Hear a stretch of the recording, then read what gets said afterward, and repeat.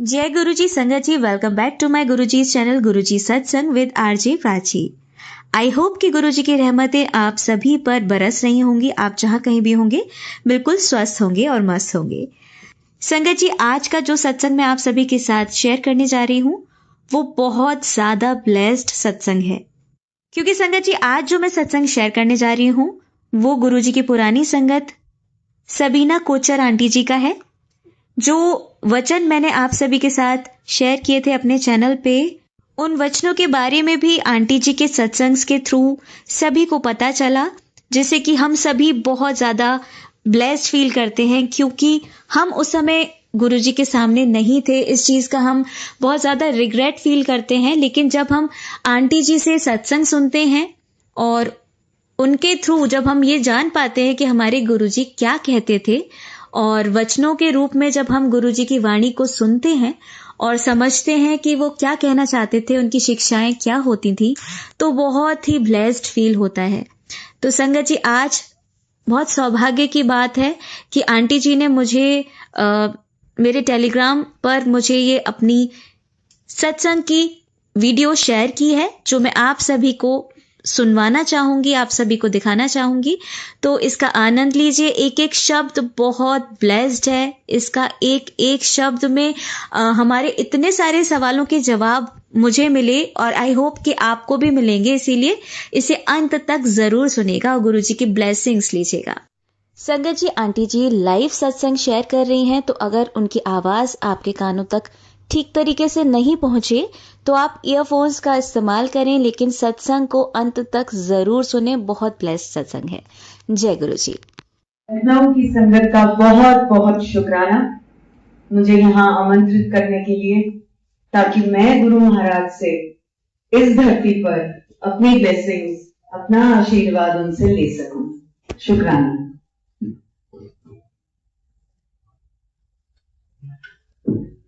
मैं आपको 1995 में ले चलती हूँ। मुझे हमेशा गुरु का हुक्म ये रहा, शुरू तो सुनाई, शुरू से सुनाना है। तो 1995 में ये पता चला कि कोई बाबा आए हैं, क्योर करते हैं। बिल्कुल विश्वास नहीं हुआ। खुद एक साइंटिफिक बैकग्राउंड से थे, तो यही सोचा कि ऐसे कैसे बिना कुछ लिए दिए सुनने में आ रहा है कि हार्ट ठीक कर रहे हैं, कैंसर ठीक कर रहे हैं, तो ये तो हो ही नहीं सकता। नहीं गए। गुरुजी का ओरिजिनल डेरा जलंधर में है। वो वहां से आए थे लोगों का कल्याण करने के लिए। उन्होंने एक जगह किराए की ली और शाम को सभा वहां लगाते थे। ये वो जमाना है जब कोई भी बड़े मंदिर या दुगरी मंदिर की स्थापना नहीं हुई थी। तो जब फाइनली वहां जाना हुआ तो ये सेवादारों से पता चला कि आप गुरु के पास खुद नहीं जाएंगे। आप जहां बैठे हैं गुरुजी वहीं आएंगे और वहीं पे अगर उनको आपसे कुछ पूछना होगा तो वो पूछेंगे, और आपसे कुछ अगर कहना होगा तो वो आप बात करेंगे, आप बात नहीं करेंगे। ऐसा मेरे हस्बैंड ने मुझे बाद में बताया कि गुरुजी कुछ 13 बार उनके पास आए होंगे और हर बार मेरे हस्बैंड का ये मन करा कि वो उनके चरण स्पर्श कर लें, और गुरुजी उनके पास रुकते थे, वेट करते थे कि वो कर लें, फिर वो आगे चलते थे। मेरे मन में ये धारणा चल रही थी कि मैं इनको जानती तक नहीं, कोई तांत्रिक ही ना हो, कोई गलती ना हो, मैं कोई गलत जगह तो नहीं आ गई, मैं तो दूर से ही नमस्कार कर लूंगी। तो जब मेरे पास गुरुजी आए तो स्माइल करें और करके बोलते हैं नमस्कार, तो मैंने ये सोचा ये तो माइंड रीड कर सकते हैं। उसके बाद मुझे ये बोला गया कि कुछ 40 गाड़ियां मेरे पीछे कहीं जा रही हैं, अपनी भी लगा लो और वहां आओ। तो गुरुजी हमें लेके गए एम्पायर स्टेट। उस जमाने की बात है जब वो आंटी का घर था, ड्राइंग रूम, डाइनिंग रूम बकायदा उसी तरह जैसे घरों में होता है था, लेकिन सारे जमीन पे बैठे हुए थे और मैं तो जमीन पे बैठ ही नहीं पाती थी। मैं इसलिए गई थी कि मेरा 7 साल का बच्चा हर महीने बुखार में तड़पता था अपने गले के कारण। और काफी टाइम से ये सिलसिला चलता इसी तरह से आ रहा था। मेरी अपनी टांगों में हिप से लेके टोस तक इतनी दर्द होती थी कि इतने इलाज कराने के बावजूद वो दर्द का मर्ज पता नहीं चलता था और दर्द जाती नहीं थी। मेरे मन में था, ये मैं सुन रही हूँ, हार्ट और कैंसर यहाँ लोगों के ठीक हो रहे हैं, ये तो इनके लिए करना कुछ ऐसी बड़ी बात होगी ही नहीं।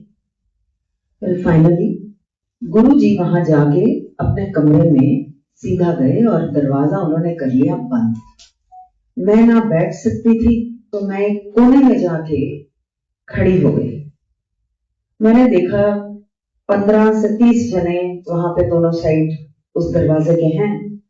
मैंने कहा इतनी देर से ये बोलते थे मेरे ब्रदर लोग को अपने भाई भरजाई को लेकर आओ और हम नहीं जाते थे, मेरा नंबर तो यहाँ आने वाला है ही नहीं।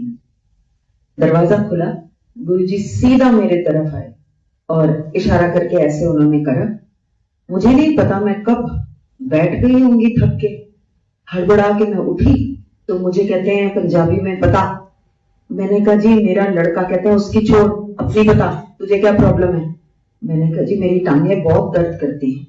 तो यहाँ इतनी देर तू बैठी रही, तुझे दर्द हुई, आज के बाद नहीं होगी। आज 2025 चल रहा है, कहाँ गई दर्द मुझे नहीं पता। No medication, no pain, it vanished, उसी क्षण गायब। कहते हैं अच्छा बेटे का बता। मैंने उनको कोई डिटेल्स नहीं दी, मैंने सिर्फ बोला जी गला खराब रहता है। कहते हैं इसको सोने का ओम बना दे और घर में चावल बनाना और खाना बंद कर दो। तो मैंने ये सोचा कि इतने छोटे से बच्चे को सोने की चेन, अभी मैं सोच रही थी तो कहते हैं पीले धागे में पहना दियो। फिर again I saw him, I said, ये तो फिर उन्होंने मेरा माइंड रीड करा। तो कुछ तो शक्ति है यहाँ, he can read my mind at least. धीरे से मैंने उनके कान में विस्पर करा। मैंने कहा जी जॉइंट फैमिली है, मतलब मैं मान सकती हूँ आपकी बात, लेकिन ये जो बाकी घर के मेंबर हैं ये चावल कैसे खाना बंद करेंगे। तो उन्होंने बोला तू, तेरा घरवाला, तेरे दोनों बच्चे सारी उम्र ना चावल खाएंगे ना बरतेंगे। और बाद में बताया गया कि कभी उनके प्रसाद में अगर आ गया तो उसको चावल की नजर से देखना ही नहीं है। प्रसाद जो होता है वो किसी पदार्थ की नजर से नहीं देखा जाता कि ये दाल है, ये सब्जी है, ये रोटी है। उसको गुरुजी ने बताया कि सिर्फ इसको प्रसाद की नजर से देखो और ग्रहण कर जाओ। उस टाइम मुझे ब्लेसिंग्स और भी मिली। तेरा अपना स्कूल है। मैंने कहा नहीं, आपको गलत फहमी हुई है, स्कूल मेरी मदर का है, वो चलाती है, मेरा कोई स्कूल वूल नहीं। कहते नहीं तेरा अपना है, बहुत बढ़िया चल रहा है, मैंने देख लिया, तू भी देख लियो। उसके बाद कुछ वो बोलते गए और मैंने सोचा लाइक कुछ तो होगा इनमें जो इतनी यहाँ जनता इकट्ठी हुई भी है। I got a whip from him. मुझे ऐसा लगा जैसे उनकी पूरे जिस्म में से एक फ्रेग्रेंस आई, जो बाद में गुरुजी ने मुझे बताया गुरु जो होते हैं वो युगों युगों के तप से भीजे होते हैं और उनकी जो तपस्या होती है उस तपस्या का ये असर होता है कि उनके पूरे बीइंग में, क्योंकि वो इंसान की जोनी में आए होते हैं, उससे फ्रेग्रेंस आती है। और उन्होंने ऐसा भी कहा कि ये मेरा प्रसाद है। दो जने घर में बैठे होंगे, एक को आएगी दूसरे को नहीं आएगी, क्योंकि ये मेरे ऊपर है कि मैं अपना प्रसाद किसको देना चाहता हूं। वो कोई फूलों की तरह या किसी अगरबत्ती की तरह नहीं थी। उस फ्रेग्रेंस का एक अलग ही असर था और it was like very very different, indescribable. आप उसको बयान नहीं कर सकते कि वो किस चीज की कैसी वो फ्रेग्रेंस थी, लेकिन थी बहुत अच्छी, बहुत ही अच्छी। नहीं, एक दिन जब हम काफी टाइम गुरुजी के साथ बिता चुके थे तो उन्होंने मुझे इशारे से आगे बुलाया और मुझे बोला मेरी आंखों में से ये फ्रेग्रेंस ले, ये प्रसाद ले। मैं बहुत डर सी गई कि पहली बात तो आदर है, आगे कैसे जाऊं, दूसरा पता नहीं ये कौन है, फिर वही दिमाग में घूम रहा था। कहते हैं डरना, आगे आओ। धीरे से आगे हुई, उनकी फ्रेग्रेंस आंखों में से तक आ रही थी, उनके हेड से, उनकी आंखों से, उनके पूरे बीन्स। तो वो कोई इत्र तो हो ही नहीं सकता था, आंखों में से तो इस तरीके से फ्रेग्रेंस नहीं आ सकती। कभी उनकी मौज होती थी तो धीरे से अपना पर्दा हटा के समझा देते थे कि वो कौन है। उस जमाने में वो दिल्ली में एक शॉर्ट ड्यूरेशन के लिए आए थे, फिर वो वापस अपने डेरे चले गए। उनका धन्यवाद करने के लिए हम वहां गए। मुझे ये बोला गया, तेरी बहन रहती है लुधियाना, वहां चली जा, रात वहां गुजार के और अगली सुबह आओ। एक ही सेवक थे वहां, क्योंकि वहां कोई सभा नहीं लगती थी। मैंने उनसे पूछा, गुरुजी अपनी सीट पे कब आते हैं? कहते जी द्वार तो हम खोल देते हैं 10 बजे और गुरुजी अपनी सीट पे 11 बजे आ जाते हैं। अगले दिन हम भी 11 बजे पहुंच गए। जैसे ही मैं अंदर आई, मैंने देखा यहाँ कोई टेप नहीं लगे हुए थे, नहीं तो गुरबानी लगती थी और कुछ भजन लगते थे जो गुरुजी के सिलेक्टेड थे। वहां कुछ भी नहीं सुनाई आ रहा था क्योंकि टेप बंद था। और अंदर गई तो देखा कि सिंहासन पे गुरुजी विराजमान है, अपनी ड्रेस में, अपने चोले में विराजमान है, और एक भी इंसान मंदिर के अंदर नहीं। मेरी फैमिली जैसे ही आई, उन्होंने मुझे बोला, aunty you are late. We said in English, what were you doing all this while? And then he shifted to Punjabi कि आंटी तू लेट आई है और तू क्या कर रही थी इतनी देर से? खैर मैं बताता हूँ। एक एक चीज उन्होंने गिना दी, मैंने क्या खाया, मैं कौन से कमरे में गई, क्या पिया, किससे बात करी, गाड़ी में पूरा 1 घंटा मैं लेट आ रही हूँ। और आगे से सुनने को मिला, गुरुओं को वेट नहीं कराते। सो जब सभा का टाइम आज की डेट में हो जाता है, कोशिश करें कि सभा से 5 मिनट पहले आप उपस्थित हों, क्योंकि गुरु कभी भी लेट नहीं होते। उसके बाद जब गुरुजी ने वहां रोका तो हमारी ही फैमिली थी रात के समय, और गुरुजी खुद किचन से एक थाल लेकर आए जिसपे काफी सारी रोटियां थी। मेरे छोटे छोटे बच्चे मेरे साथ थे। मैंने सोचा कि इतने सारे तो खा ही नहीं पाएंगे, वेस्ट हो जाएंगे।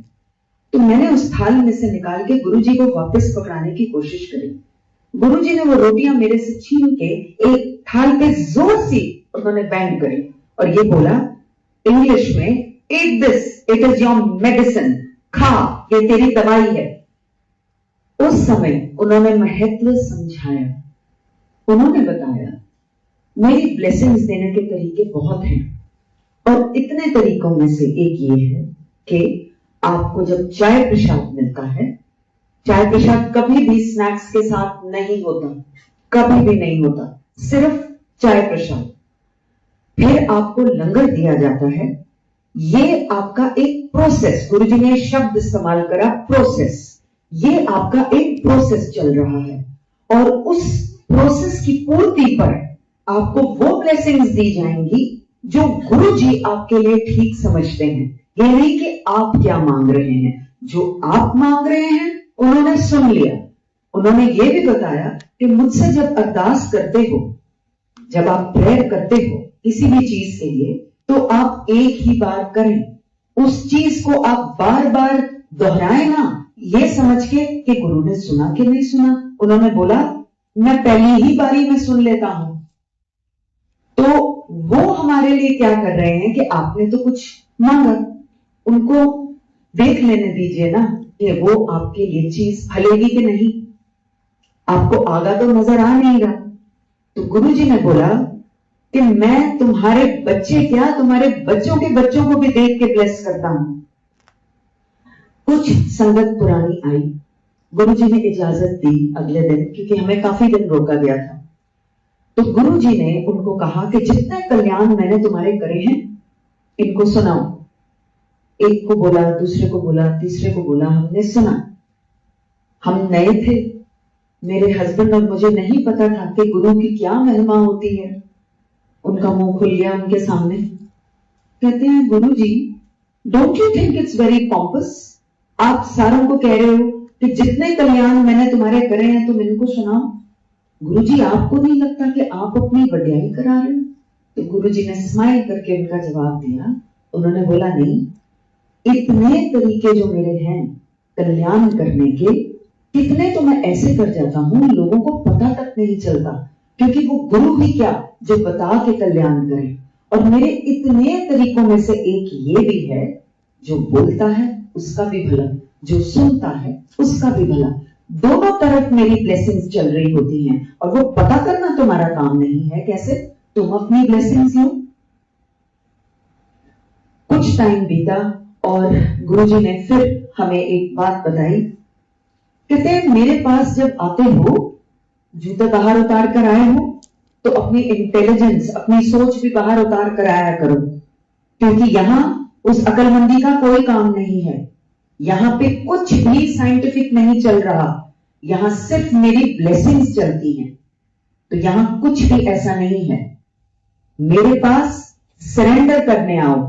सरेंडर इंग्लिश का शब्द उन्होंने इस्तेमाल किया कि जब मेरे पास आते हो तो आप सरेंडर करिए। और उन्होंने बोला फिर तू देख नजारे।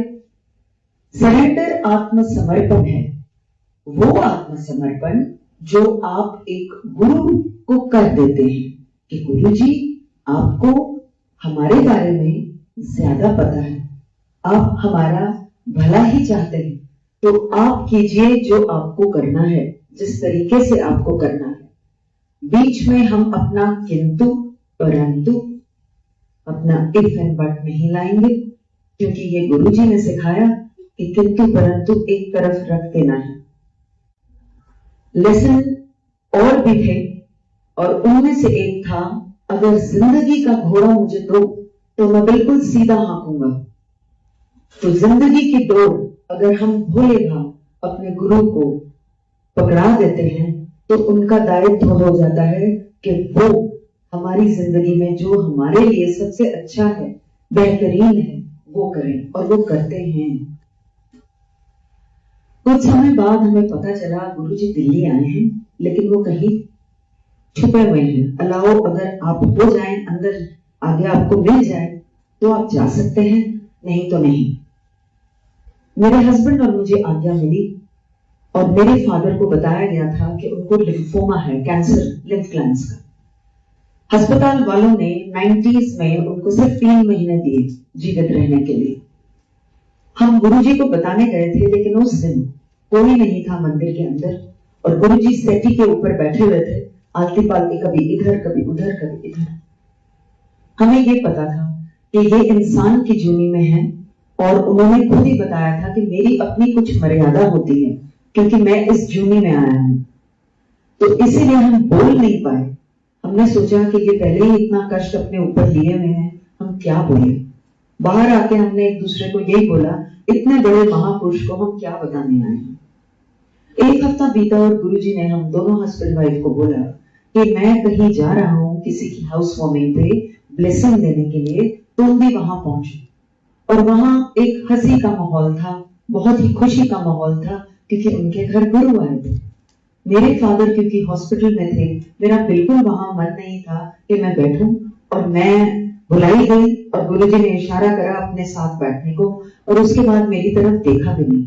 अभी मन में ये सोच ही रही थी मैं कि मैं यहाँ क्यों बुलाई गई, इनको पता है ना कि मेरे मन में क्या चल रहा है। तो एकदम मुझे देख के कहते हैं, तेरे पियो का कैंसर ठीक कर देता है मैं, पंजाबी में, कि तेरे पापा का कैंसर ठीक कर दिया है मैंने।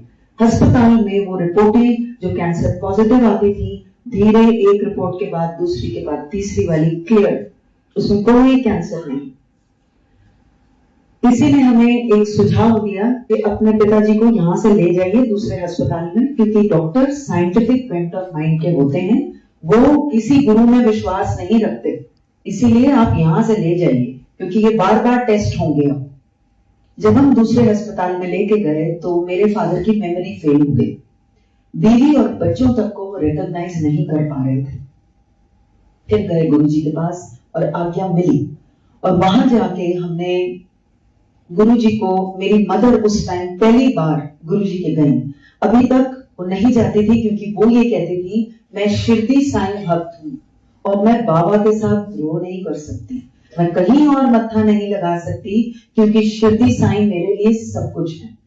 और गुरुजी ने मुझे जो कि मैं भी एक शिरडी साईं भक्त हूँ, बाबा और गुरुजी में कोई अंतर नहीं। गुरुजी ने मेरे को वही समझा दिया था जब मैं उनके पास जलंधर गई। तो मेरे लिए वो हो चुका था जो मेरी मदर के लिए अभी होना था। और गुरु के अल्फाज थे, तेरी माँ को एक दिन में दिखा दूंगा मैं क्या हूं, उसकी तो फिक्र मत कर। इस समय वो गई और गुरुजी ने बताया काले चने प्रवाह कर दो। एक दिन, दो दिन जब बीत गए, फिर भी पापा की मेमोरी वापस नहीं आई। वापस गए गुरुजी के पास, तो गुरुजी ने देखते ही बोला चने प्रवाह नहीं हुए, दोबारा करो। जिनको भेजा था उनको पूछा, उन्होंने बोला कि प्लास्टिक का पैकेट गांठ लगा हुआ मेरे हाथ से स्लिप होके पानी में गिर गया। मैंने सोचा बह गया, लेकिन वो खोल के विसर्जित नहीं हुआ था पानी में, चनों को बहाव नहीं मिला था। जैसे ही दोबारा करा दिया गया, मेरे फादर 86 इयर्स के हैं आज, और इतनी तेज उनकी मेमोरी है कि वो बच्चों को पीछे अपने छोड़ दें। गुरु जब बख्शते हैं वो आधा नहीं बख्शते, वो पूरा बख्शते हैं। मेरे फादर को कभी भी कैंसर की दवाई या ट्रीटमेंट की जरूरत नहीं पड़ी, क्योंकि वो बॉडी में कभी दोबारा आया ही नहीं। मैंने गुरुजी से बोला, मैंने कहा काश आप पहले मिले होते। मेरे फादर को आपसे मिलने से पहले 2 हार्ट अटैक हो चुके गुरुजी। तो कहते तू फिक्र ना कर, और जाके अपने कमरे का दरवाजा उन्होंने कर लिया बंद। मैं बाहर खड़ी रह गई, ये सोच की थी कैसी तसल्ली मेरे गुरु ने मुझे दी। Well, my father collapsed the 3rd time. तीसरी बार हार्ट अटैक आया। सबसे पास के अस्पताल में लेके गए और वहां पे मेरी मदर को बताया गया कि शायद नहीं बचेंगे। मेरी मदर ने सिर्फ इतना बोला कि जिनके ट्रीटमेंट के अंडर हैं, मैं उस डॉक्टर को बुलाना चाहूंगी, कि हम तो सबसे पास के अस्पताल में भागे थे। मैंने अपने हस्बैंड को बोला कि गुरुजी ने जो मुझे सचखंड का प्रसाद दिया है वो आप प्लीज घर जाके ले आइए। वो प्रसाद गुरुजी ने एक सभा लगाई थी जलंधर में, और वहां पे मुझे आगे बुलाया गया और उन्होंने सिर्फ अपना हाथ ऊपर करके ऐसे करा और बोला ले। वो सचखंड का प्रसाद था जिसमें जीवन दान देने की शक्ति थी, और वो प्रसाद मैंने अपने फादर की जबान के नीचे आईसीसीयू में जाके रखा, इतना चुटकी सा, और मेरे फादर रिवाइव हो गए। डॉक्टरों ने उनको क्लीन चिट दी। हम भागे जलंधर गुरुजी का शुक्राना करने के लिए।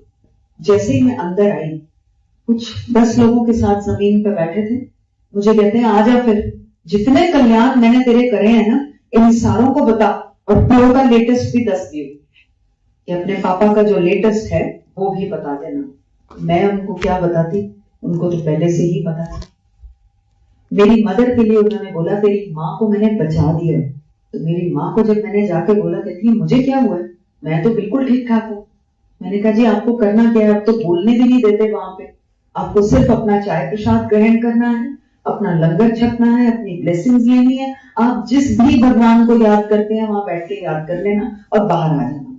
आपको और कुछ नहीं करना होता, जो करना है वो गुरु महाराज ने खुद ही करना है। गई, 1 हफ्ते बाद एक रिपोर्ट लेके खड़ी थी, सस्पेक्टेड ट्यूबरक्लोसिस स्मॉल इंटेस्टाइन का और रेक्टम कोलन का कैंसर।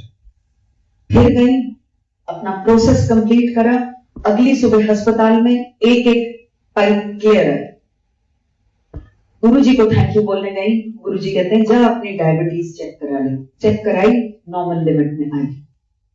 तो जब गुरुजी ने विश्वास दिलाना होता है वो दिला देते हैं। उस दिन जब मेरी मदर फाइनल चेकअप के लिए जा रही थी, तो मुझे कहती हैं, जब मैंने उनसे ये कहा साईं भले करेंगे, तो आगे से जवाब मिला गुरुजी भले करेंगे। कहते हैं तेरे पास कोई फोटो है उनकी छोटी सी, तो रखती है ना अपने वॉलेट में, मुझे दे दे। मैंने डॉक्टर से पूछ के वो वही उनके रोग के साथ क्लिक कर दी, और उनको वो तसल्ली थी कि गुरुजी हैं। फिर जो 2 अलग अलग उनको नजर आते थे, उस दिन उनको एक ही नजर आए, गुरुजी और शिरडी साईं। गुरुजी ने ये बोला था कि लोग भगवान को भूले बैठे हैं, मैं याद दिलाने आया हूं कि भगवान है। लोगों ने भगवान को एक खिलौना समझ लिया, अलग अलग नाम, अलग अलग रिलीजन दे दिए। मैं याद दिलाने आया हूं कि भगवान है। और फिर उन्होंने कितने कल्याण किए, हमारी आंखों के सामने कितने लोगों का कल्याण हुआ, कितने लोगों का ल्यूकीमिया ठीक हुआ, कितने लोगों का ब्रेन ट्यूमर ठीक हुआ, भयानक से भयानक कोई बीमारी, लेकिन गुरु के लिए वो ठीक करना बहुत आसान था। वो कुछ भी कर सकते हैं। किसी चीज में अगर आपको देरी लग रही है, आप उस देरी को लेके ना बैठे। ये मेरा हाथ जोड़ के आपसे एक अनुरोध है कि आप उस देरी में गुरु महाराज को याद करें, आप पाठ करें। वो देरी और वो जो पेशेंस आपको रखनी है, वो बहुत आराम से आप उस चीज से गुजर जाएंगे, उस वेट से गुजर जाएंगे। मुझे और मेरे हस्बैंड को गुरुजी ने एक दिन अपने कमरे में बुलाया और बोला, ओम नमः शिवाय, शिव जी सदा सहाय, शिव वो मैं हूं। ये जाप हमें दिया गया और हमें बोला गया कि जब भी तुम ये करते हो, ये शक्ति मेरी जो है वो आती है। तो गुरुजी ने ये बताया कि वो हमेशा है। हम जब ये जाप बोलते हैं, वो शक्ति एनर्जाइज हो जाती है, और वो शक्ति हमारी नहीं है, हमारे में कुछ नहीं है, हम जीरो हैं। शक्ति गुरु महाराज की है, और वो आप पे, आपके सर्कमस्टांसेस पे, आपकी सराउंडिंग्स पे वो शक्ति काम करती है, और वो उसी तरह से काम करेगी जिस तरीके से गुरु महाराज उसको एक इजाजत देते हैं कि वो किस तरीके से शक्ति आपके ऊपर काम करती है। तो वो गुरुजी ने हमें बहुत साल पहले बताया। साथ में ये भी बोला था, गुप्त पाठ गुप्त दान। साथ बैठे को पता ना चले कि तुम क्या पाठ कर रहे हो या तुम पाठ कर रहे हो, पता नहीं चलना चाहिए। ये तो कोरोना वायरस के बाद बाहर निकला कि क्या था, किसी को दिया किसी को नहीं दिया, वो भी उनकी डिस्क्रिप्शन होती थी कि किसको उन्होंने दिया। अब जिस जिसको दिया वो बाद में अपने अपने सत्संगों में सब बता रहे हैं। तो गुरु जी इज वेरी मच देयर। उनके अल्फाज ये थे, हार्ड मास का सामने बैठा हूं, लोगों ने इंसान समझ लिया, बहुत बाद में समझ आएगी कि मैं क्या हूं। मतलब हड्डी और मांस का बना हुआ एक इंसान में लोगों को दिखता हूं, और उन्होंने मेरे को इंसान ही समझ लिया। तो उनकी खुद की ये मर्जी जब होती थी कि वो किसी को बयान करें कि उनका क्या क्या ओहदा है और क्या स्टैचर है, सिर्फ तब हमें पता चलता था। मुझे एक दिन बुला के बोला गया, अगर मैं तुझे बताऊंगा तुझे क्या है तो तेरे पैरों तले जमीन खिसक जाएगी। मैंने हाथ जोड़े और मैंने बोला, जी आप मुझे प्लीज बताना मत, मुझे कुछ भी पता नहीं करना, आप मुझे ठीक कर देना। मैं देख चुकी कि आप कितने कल्याण कर रहे हो, आप सब कुछ कर सकते हो। मुझे बिना दर्शन के 5 साल रखा गया। ये उस जमाने की बात है जब गुरुजी के स्वरूप आम नहीं मिलते थे, और ना ही किसी की दुकान में या किसी के ऐसे लगे होते थे। गुरुजी स्वयं छोटे छोटे स्वरूप प्रसाद के तौर पे देते थे। तो ऐसे नहीं था कि गुरुजी की फोटो आपको कहीं से भी मिल जाए। इतनी मनता भी नहीं थी गुरुजी की, इतने लोगों को भी उनके बारे में नहीं पता था। I was not supposed to tell my family either, सिवाय मेरे हस्बैंड के। ना मेरे बच्चों को, ना मेरे सास ससुर या माँ बाप को या फैमिली मेंबर्स को ये पता था कि गुरुजी ने ये हुक्म मुझे दिया है, क्योंकि उन्हीं का हुक्म था, जब मैं बोलूंगा सिर्फ तब बताएगी। 5 साल बीते, मैंने मन में उनसे अरदास करी कि महाराज मेरा बहुत मन करता है कि आपके मुझे दर्शन हो, आप कुछ भी करके एक फोटोग्राफ मुझे दीजिए, मैं किसी से मांगूंगी नहीं। मेरे हस्बैंड एक ही मैगजीन लेते थे, और उस मैगजीन में गुरु महाराज की एक फोटो छप के आई, ना उससे पहले ना उससे बाद, क्योंकि गुरु महाराज के ही हुक्म से ये कहा गया था कि कभी भी उनकी फोटोग्राफ किसी अखबार में, मैगजीन पे या टीवी में नहीं देनी, मनाही थी ऐसे प्रचार की। संगत करना, जो मैं आज कर रही हूं आपके साथ, संगत करना ही गुरुजी ने अलाउ किया था। तो वो जब फोटो आई, मैंने वो पन्ना निकाल के अपने बेड साइड ड्रॉर में रख लिया। आई वॉज वेटिंग कि ये हुक्म मुझे भेजेंगे। मेरा सांस एकदम उखड़ गया, मैं बिल्कुल भी सांस ढंग से नहीं ले पा रही थी। मैंने अपने माँ बाप को और अपने हस्बैंड को फोन करके बस इतना ही कहा, मुझे सांस नहीं आ रहा। मेरी मदर इन लॉ की डेथ हो चुकी थी। बाद में मुझे बताया गया कि मेरा बेटा ऑक्सीजन सिलेंडर लेने के लिए पास के हॉस्पिटल में भागा और मेरी बेटी नेबर से हेल्प लेने के लिए भागी थी। जब कोई नहीं था कमरे में, मैंने बहुत मुश्किल से वो फोटो निकाली और सिर्फ इतना बोला, गुरुजी मुझे सांस नहीं आ रहा।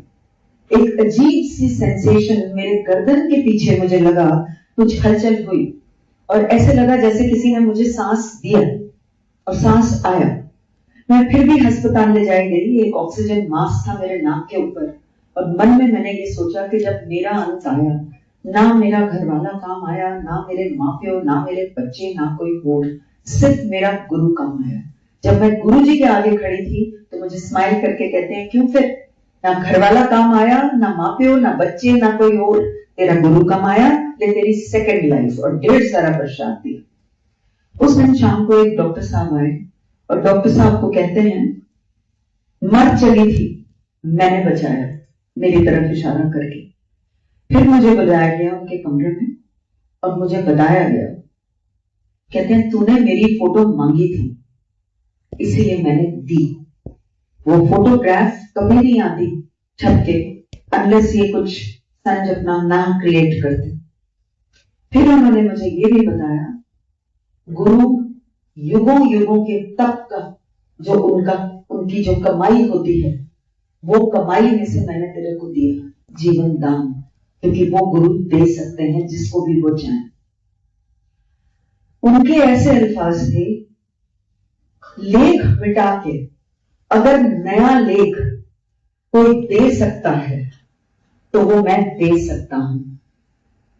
वैसे मैं सृष्टि के फेर में कभी भी हस्तक्षेप नहीं करता, लेकिन जिसके ऊपर गुरु की मौत आ जाए उसका लेख मिटा के मैं नया लेख लिख सकता हूं।